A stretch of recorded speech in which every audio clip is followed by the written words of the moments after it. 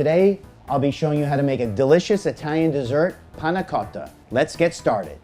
For this dessert, you'll need a quart of heavy cream, half a cup of granulated sugar, 1.5 tablespoons of powdered gelatin, and the zest from 4 lemons. In a large mixing bowl, you want to add your gelatin and about 4 tablespoons of the heavy cream.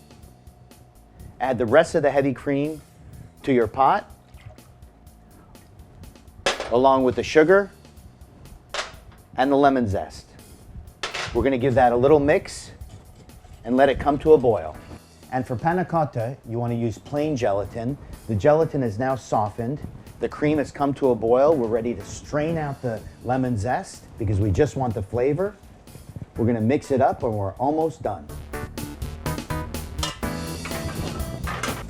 After a minute of mixing, you want to make sure your gelatin is completely dissolved. We'll pour it into our glasses, pop it into the refrigerator for a couple of hours, and you're ready to enjoy this classic Italian dessert.